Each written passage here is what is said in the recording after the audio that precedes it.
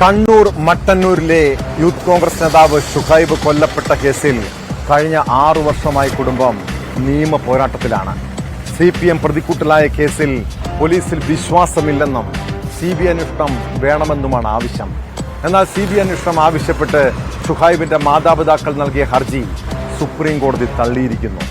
അതേസമയം കേസിന്റെ വിചാരണാ വേളയിൽ മറ്റാരുടെയെങ്കിലും പങ്ക് തെളിഞ്ഞാൽ നിയമപരമായ മാർഗം തേടാൻ മാതാപിതാക്കൾക്ക് അവകാശമുണ്ടെന്ന് സുപ്രീം കോടതി വ്യക്തമാക്കി.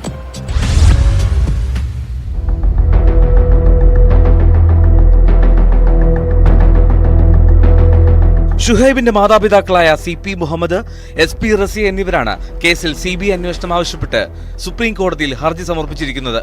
സംഭവം നടന്ന് 5 വർഷം കഴിഞ്ഞുവെന്ന് ഹർജി തള്ളിക്കൊണ്ട് ജസ്റ്റിസുമാരായ BR ഗവായ്, KV വിശ്വനാഥൻ എന്നിവരടങ്ങിയ ബെഞ്ച് ചൂണ്ടിക്കാട്ടി.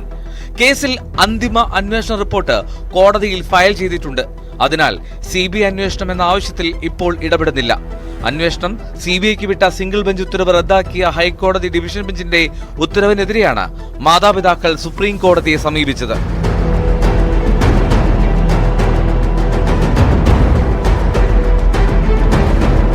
കേസിലെ ചില പ്രതികൾക്ക് CPMുമായുള്ള അടുത്ത ബന്ധത്തെക്കുറിച്ച് കേരള പോലീസ് അന്വേഷണം നടത്തിയില്ലെന്ന് ഷുഹൈബിന്റെ മാതാപിതാക്കൾക്ക് വേണ്ടി ഹാജരായ അഭിഭാഷകർ ചൂണ്ടിക്കാട്ടി.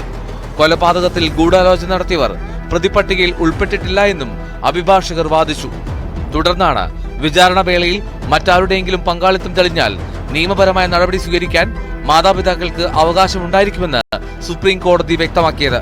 കേസ് സുപ്രീം കോടതിയുടെ പരിഗണനയിലായതുകൊണ്ടാണ് കുറ്റപത്രം സമർപ്പിച്ചുവെങ്കിലും വിചാരണ ആരംഭിക്കാത്തതെന്ന് സംസ്ഥാന സർക്കാർ കോടതിയെ അറിയിച്ചു.